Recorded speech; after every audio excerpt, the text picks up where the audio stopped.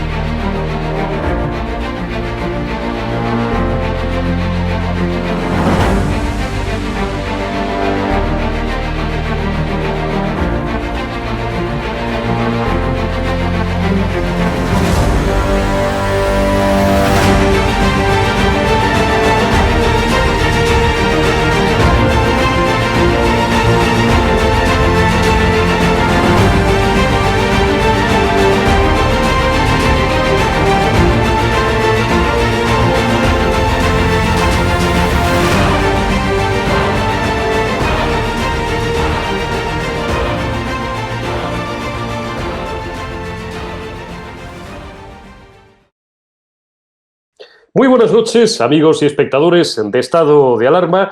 Vamos con la última edición, estamos rematando ya este año, este maldito 2020, que buen viaje lleve, o que lleve el viaje que quiera, y deseando que llegue 2021, al cual pues no pedimos ya, por lo menos con la edad que tenemos, ni grandes sueños, ni grandes ilusiones, pero sí pedimos, no, casi exigimos, me atrevería a decir, que nos reintegre, que nos devuelva parte, y es difícil, de lo que nos ha robado este 2020, que jamás, ni en nuestras peores pesadillas, hubiéramos podido imaginar que iba a ser tan desgraciado, tan malhadado, y vuelvo a repetir el calificativo, tan maldito. Afrontamos, digo, nuestro último espacio de nuestra sección semanal con Roberto Centeno.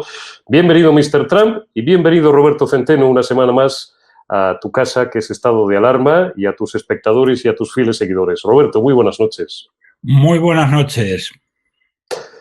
Vamos a pasar revista, nos comprometimos, como bien recuerdas, la semana pasada con nuestros espectadores y con nuestros seguidores a hacer un balance de estos 4 años de presidencia de Donald Trump, un balance que, bueno, pues en nuestra opinión, y así lo sabe nuestra gente, tiene muchas más luces que sombras, las cosas como son. Un balance que yo comenzaría, pero bueno, que voy a dejar el toro en suerte para que vayas tú desgranando de forma ordenada, con esa cabeza absolutamente arquitecturada de economista que tienes, sus éxitos económicos, sus éxitos también geopolíticos en política exterior, y también podemos hablar, cómo no, de cómo ha intentado al menos ordenar las cosas y ordenar la casa indoor, de puertas para adentro.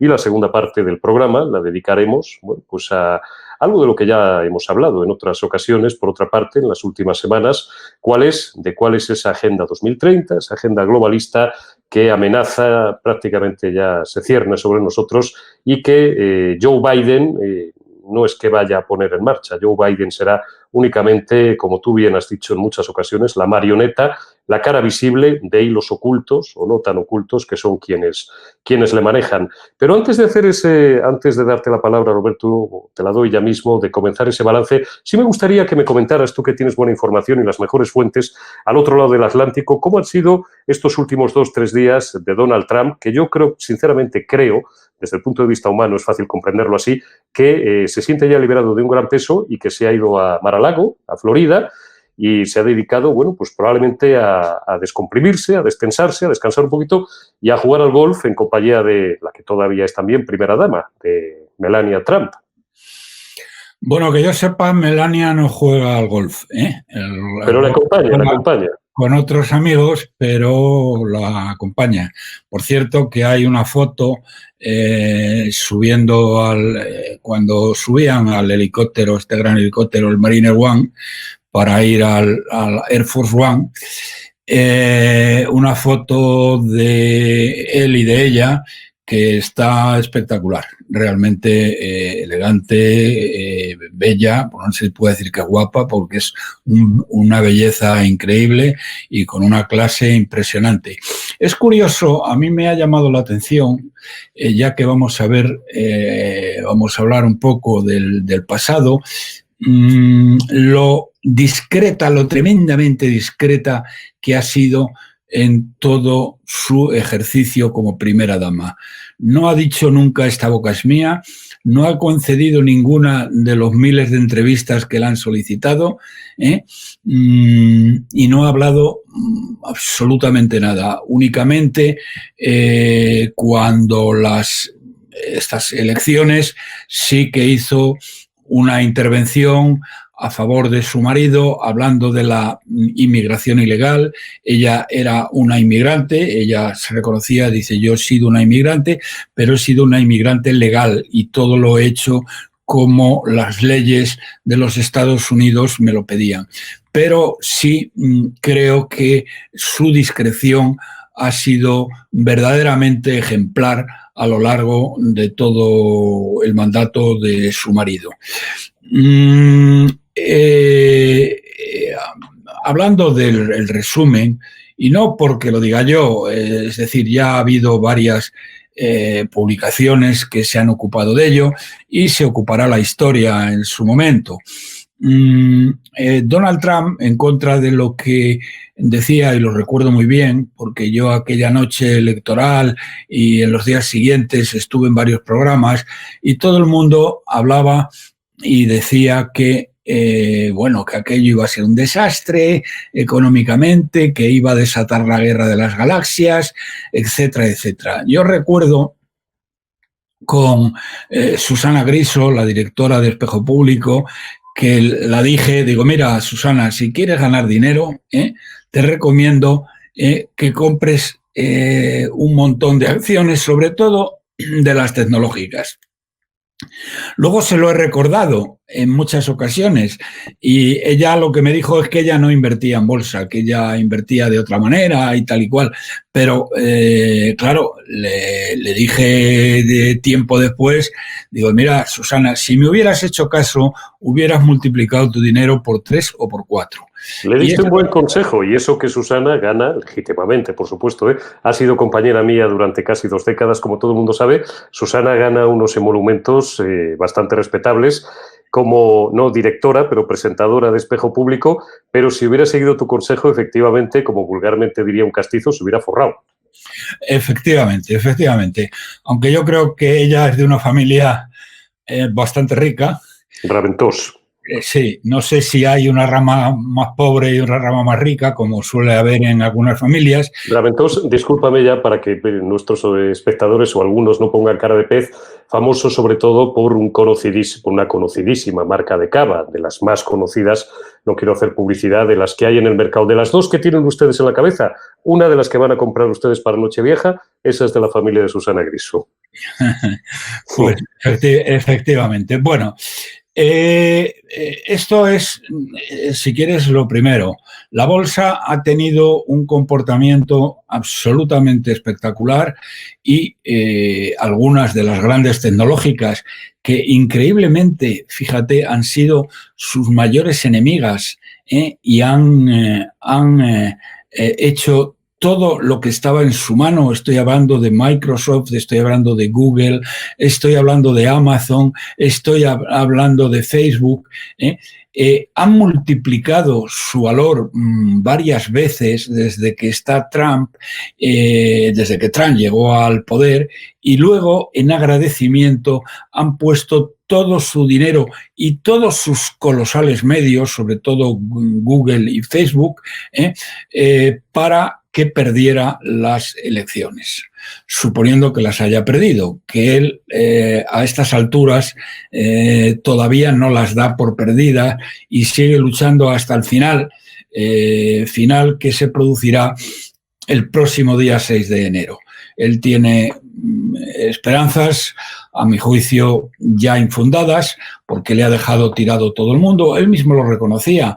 El Tribunal Supremo, que ha mirado para otro lado y ha preferido mirar para otro lado, lo cual es inaudito en la historia de este tribunal, que yo creo que ha manchado su honra y su impecable gestión, digamos, durante décadas, incluso durante más de un siglo,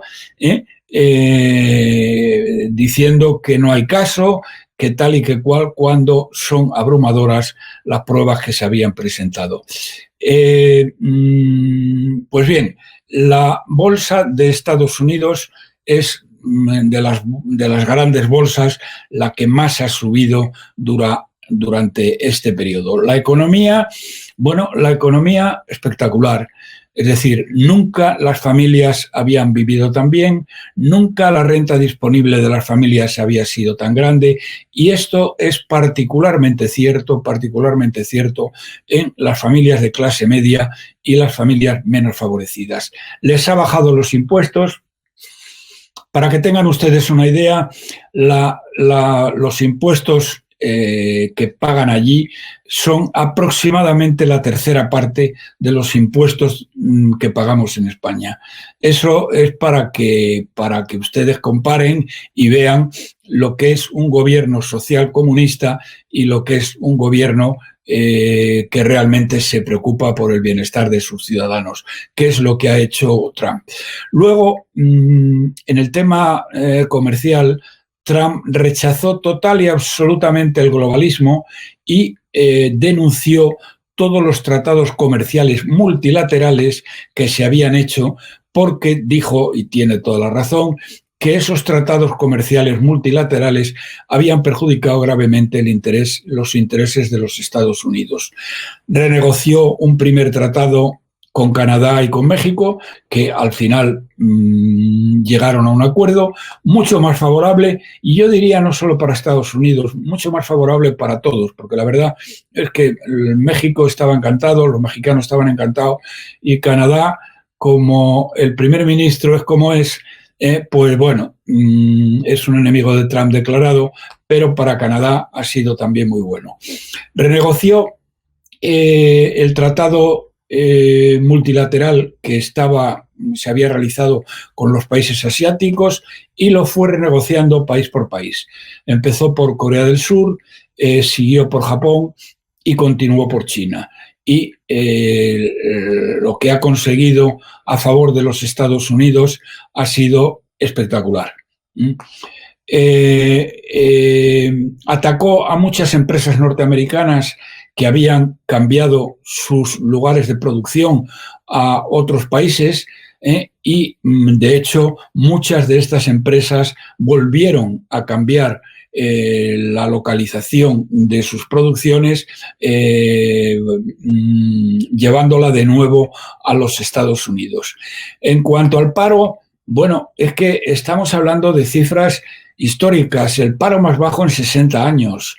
Y en cuanto a la población negra, el paro más bajo de toda la historia de la población negra. Digo, una parte de la población que supuestamente no le ha votado, o que le ha votado mucho menos que otros segmentos de población.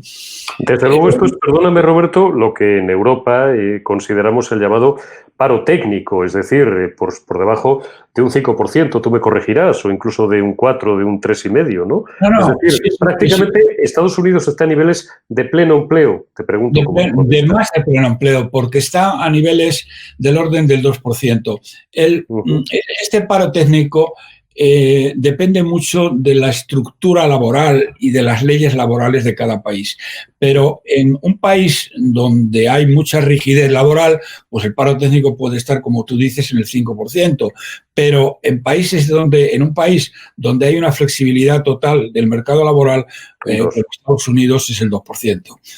Y ha llegado a eso, está en el 2 y pico por ciento. Es decir, no se puede mejorar esa situación. Como tampoco se puede mejorar la situación de los impuestos pagados con los norteamericanos, que Biden ya ha dicho que los va a subir. Pero bueno, oye, es lo que han votado, así que lo disfruten. No le ha dado tiempo a realizar otra gran, por el COVID realmente, otra gran promesa electoral, que era el haber invertido 3 billones de dólares en infraestructuras. las infraestructuras norteamericanas, algunas de ellas están muy obsoletas. Hay aeropuertos, como por ejemplo el aeropuerto O'Hare de Chicago, que es un aeropuerto con un tráfico brutal. Yo creo que debe ser el segundo aeropuerto, si no es el primero de los Estados Unidos, y sin embargo es un aeropuerto, yo he estado en él, no a muchos años, porque mi hijo pequeño estuvo estudiando en la Universidad de Ann Arbor, que está cerca de Chicago, y el aeropuerto es un aeropuerto bastante vetusto, a pesar de la infinidad de vuelos que tiene, en comparación con los aeropuertos modernos europeos, como puedan ser la propia Barajas o el Charles de Gaulle o la Terminal 4 de Heathrow, etcétera, es están envejecidos. Y también en temas de líneas férreas, también en autovías, aunque hay unas carreteras espectaculares, pero que están ya envejecidas. Y esto es algo que van a tener que afrontar o va a tener que afrontar la nueva el nuevo presidente, si es que le dejan. Pero en ese punto, desde el punto de vista económico, yo diría que la palabra que define la actuación de Trump ha sido grandiosa, espectacular. Háblame, Roberto, perdóname que te haga otro pequeño inciso, háblame del nivel de deuda ahora mismo de la economía norteamericana. ¿Cómo está eso que algunos califican de burbuja de deuda y de lo que, bueno, a mí a veces me gusta hablar en este canal con mi querido Daniel Lacalle? Hay distintas formas de enfocar este asunto. Vamos a recordar simplemente, por no aburrir a nuestros espectadores. En el nivel de deuda, la verdad es que no ha habido grandes mejoras porque él ha gastado mucho dinero también. Pero no hay ninguna burbuja. Es decir, ¿por qué razón? Porque Estados Unidos tiene su propia moneda, que es el dólar. Y por lo tanto, puede imprimir porque la Reserva Federal lo permite. Puede imprimir la que le dé la gana. Cosa que no ocurre en Europa, donde quien imprime es el Banco Central Europeo y, por lo tanto, hay países que no están dispuestos, los países del norte, a que imprima todas las cantidades de dinero que quiere imprimir los países del sur y concretamente España. Bueno, aquí hay una panda, una chusma, que el otro día el hermano del ministro comunista, que es un descerebrado total y absoluto. Dice que es economista, dice que es economista. Bueno, le habrá tocado en una rifa el título de economía, porque este tío dice... sale solito diciendo ya he encontrado la solución para los problemas de España, que es dinero, todos los billetes.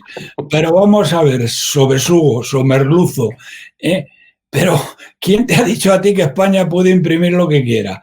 Se imprime lo que dice el Banco Central Europeo, corazón de albondiguilla, pero... Hombre, y algo peor, Roberto, que si lleváramos eso a su último extremo, pues terminaríamos pagando, 70.000 euros, como la Italia de los años 70, por un café, o ya ni te cuento... Tienes que ir a un sitio más cercano. Eso mismo fue lo que hicieron en Venezuela, sobre todo Maduro. Bueno, empezó a imprimir dinero y, es que lo ha multiplicado. Es que no solamente ha multiplicado los precios por 10.000 o por 20.000, es que los ha multiplicado 1.000.000 de veces. Es que es un desastre. El hambre y la miseria de Venezuela vienen por ahí, porque es que la moneda no vale nada. Es una economía casi de trueque. A mí me gusta recordar el ejemplo de la Alemania de los años 20, del periodo de entreguerras, donde autores que para mí son de culto, como Sebastian Haffner, por ejemplo, en Memorias de un alemán, narra, está archiescrito en miles de libros, ¿no?, cómo las carretillas donde se llevaban los marcos al peso, apilados kilos y kilos de billetes, de 10, de 100, de 1.000, de 10.000 marcos, de lo que hubiera, valía más la carretilla que el valor fiduciario del dinero que transportaban. Sí, efectivamente, así es. Bueno, pues esto ha sucedido, pero a mayor escala aún, que ya es difícil, ha sucedido en Venezuela, que ha llevado a la ruina el país más rico en recursos energéticos, naturales y minerales de toda la Latinoamérica. Es verdaderamente difícil el conseguir esto, pero Maduro y sus secuaces criminales lo han conseguido. Bueno, pues esto es lo que proponía este payaso. Esto es lo que proponía este payaso.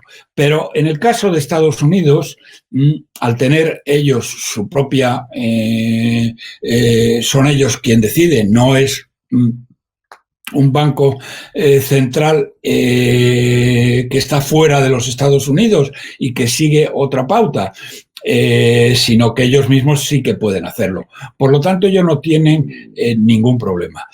Bueno, tengo que decir que esta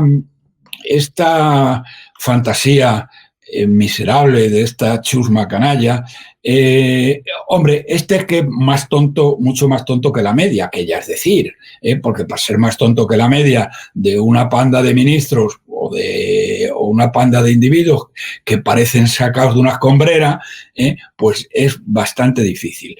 Pero, sin embargo, algunos lo que dicen es, no, hombre, no nos podemos endeudar porque España, un país soberano, dicen ellos, no puede quebrar.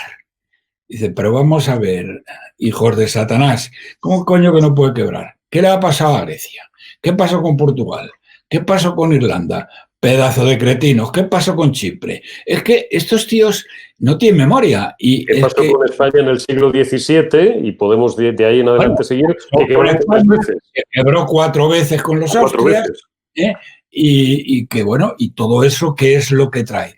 Pues hombre, no es que el país se hunda en las olas del océano, porque no se iba a hundir España en las olas del océano, pero trae hambre, miseria y lágrimas para millones y millones de españoles. De hecho, en el año que está a punto de terminar, este gobierno socialcomunista de incompetentes e irresponsables, bueno, ha reducido la renta disponible de las familias españolas 4 veces más que la media de la Unión Europea, que manda narices. Y la gente, bueno, y la propia oposición, que tampoco lo dicen con claridad, bueno, porque son unos cobardes, particularmente los del PP, que dicen, no, es que vamos a procurar no decir, pero ¿cómo no vais a decir eso?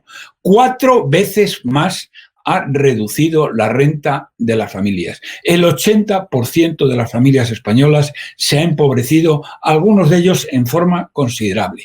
Algunos han pasado de la miseria al hambre en España. Y si no, que vean las colas del hambre de las que no se hacen eco ninguno de los medios de este país.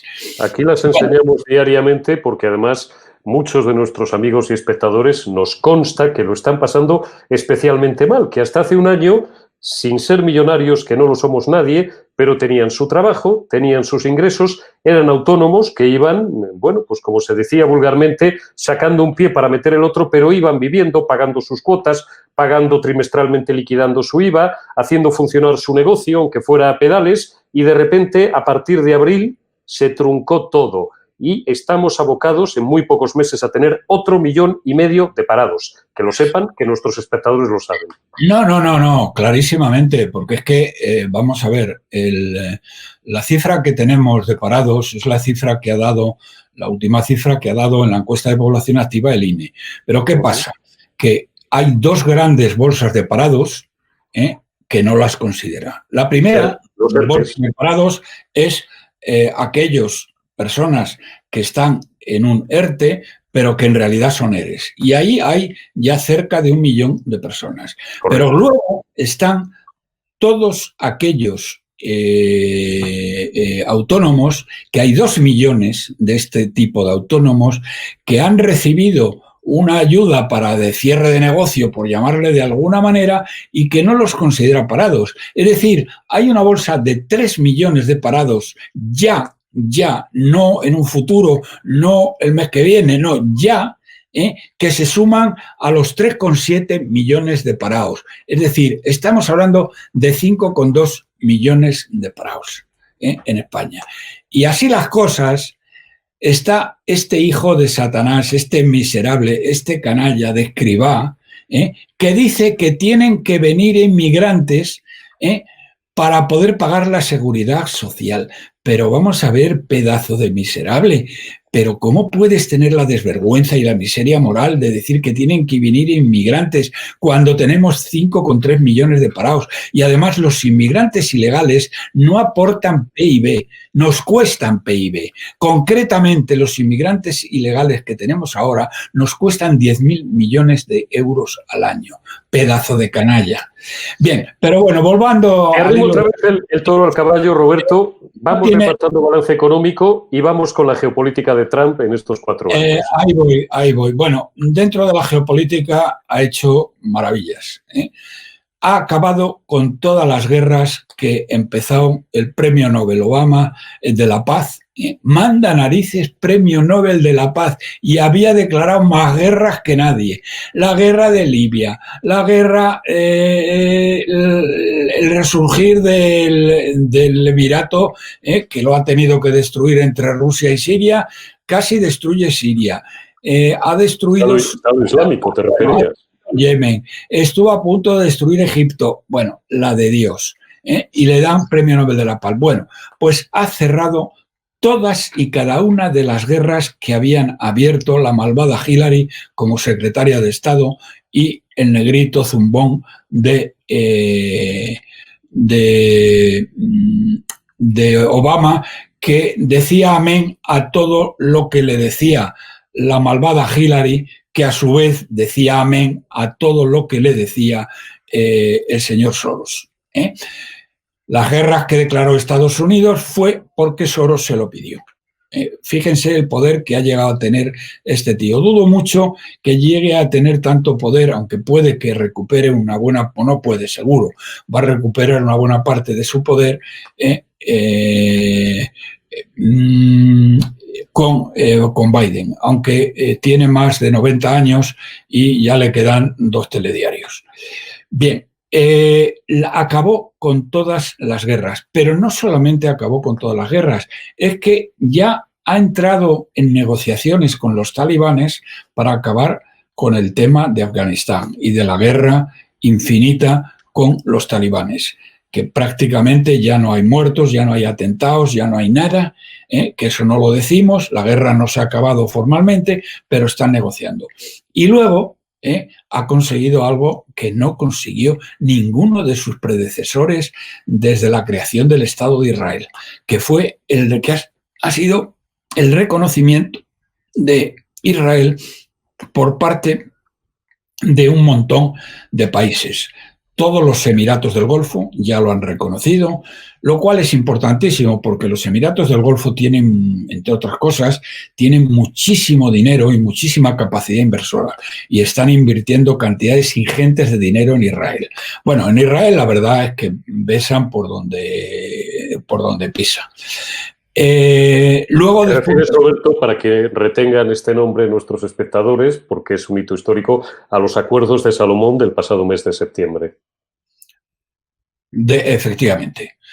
Estos son un hito histórico muy relevante y que, bueno, pues está ya escrito en los libros. Perdón, el más reciente ha sido con Marruecos, que a cambio del reconocimiento de la soberanía marroquí sobre el Sáhara, Marruecos va a reconocer, está a punto de reconocer al Estado de Israel, lo cual es una pica en Flandes. Mientras, aquí tengo que decir que esta tonta de lava, porque mira que es tonta. Bueno, los ministros de Exteriores que ha tenido España durante toda la transición han sido una auténtica basura.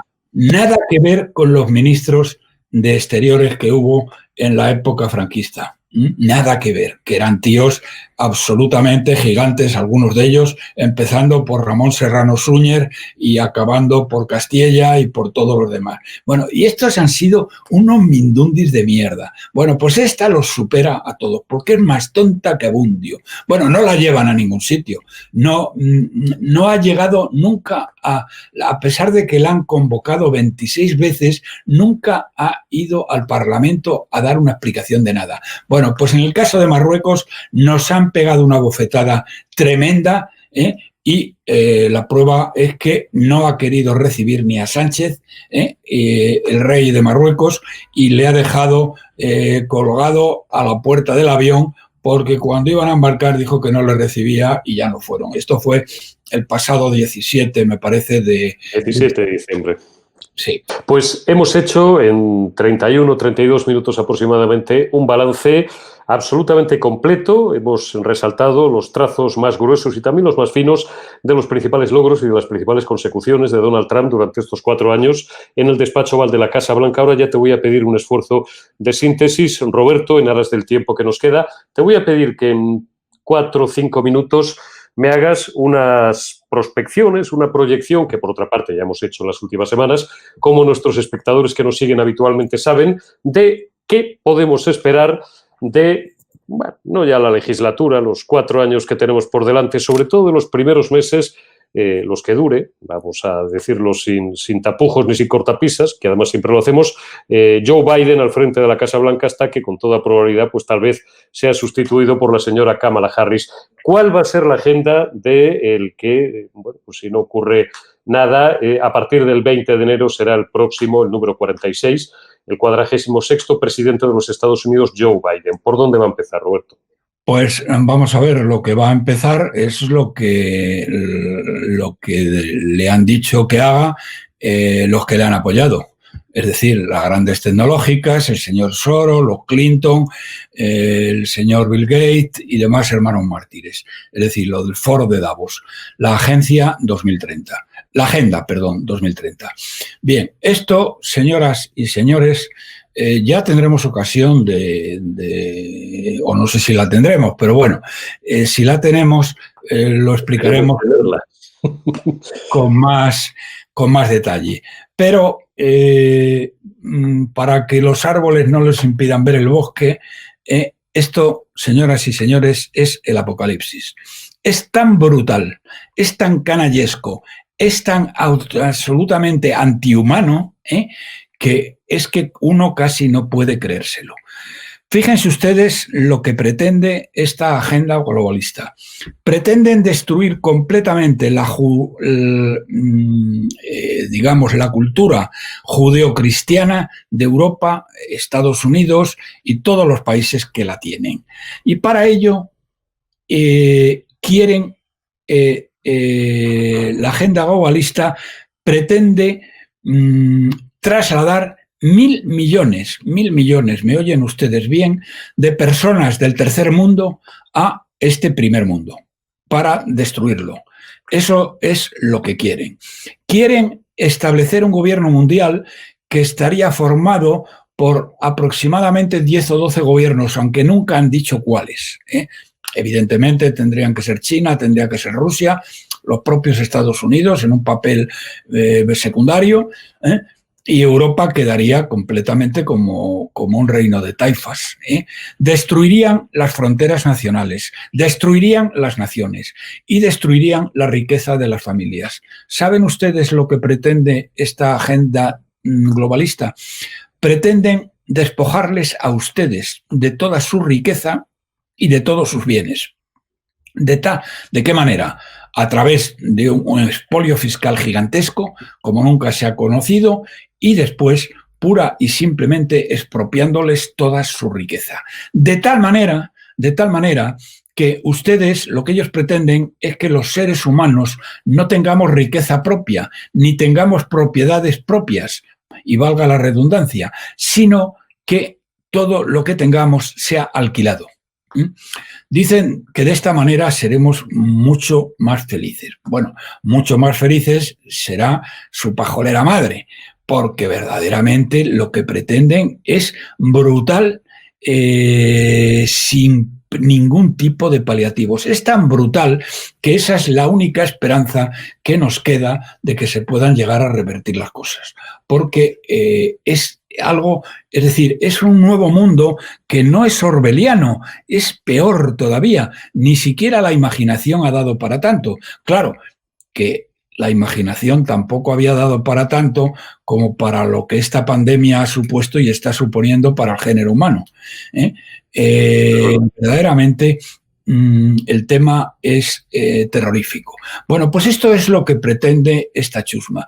En el caso suyo, en el caso de España, ¿qué es lo que sucede? Bueno, lo que sucede es que van a encontrar apoyo por parte de esta gentuza todas las subidas de impuestos que haga el gobierno que suponga el empobrecimiento, el llevar a la miseria a millones y millones de familias españolas. Durante este año, lo he dicho antes, el 80%, o me parece que lo he dicho antes, aunque he hablado de que hemos perdido renta 4 veces más que la media europea, pero el 80% de las familias españolas ha perdido renta. Y en el año que empieza, el año 21, tal y como está definido en los presupuestos generales del Estado, con las subidas de impuestos previstas, va a perder renta no el 80%, sino probablemente el 85% de las familias españolas.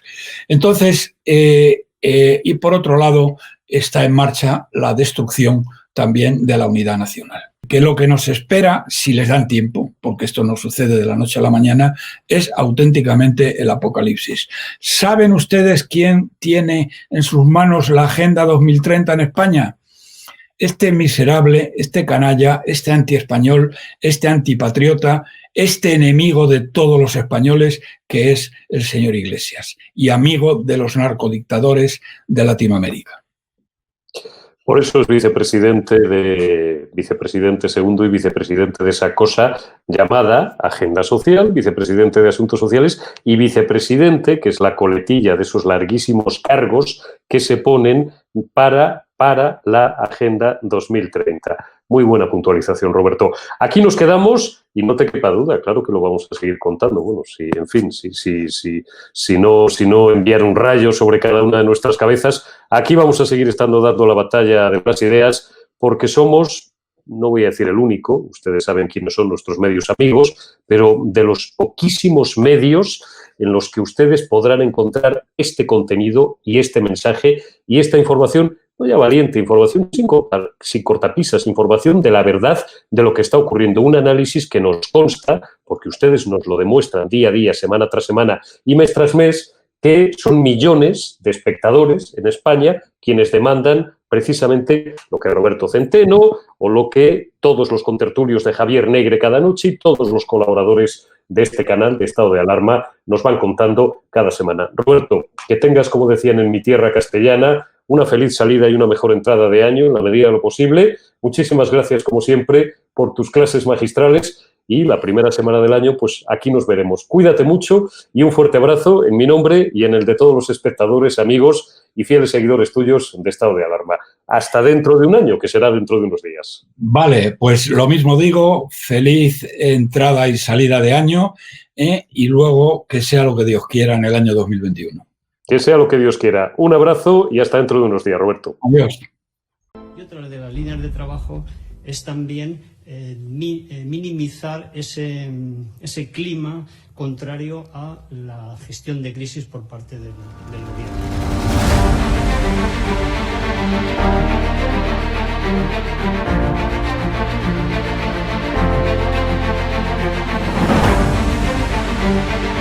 Van a garantizar, como digo, de inmediato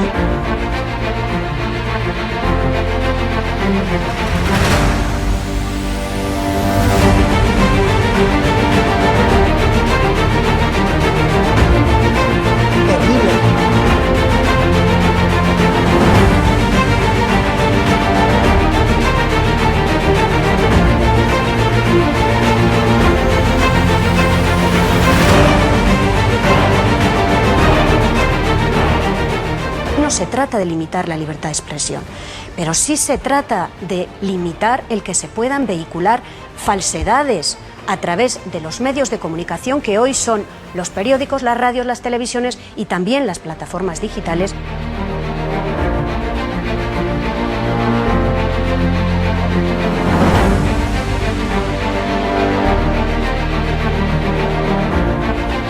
¿Cuándo los comunistas han tenido éxito? En momentos de excepcionalidad, en momentos de crisis. ¡Nunca volverá la derecha venezolana!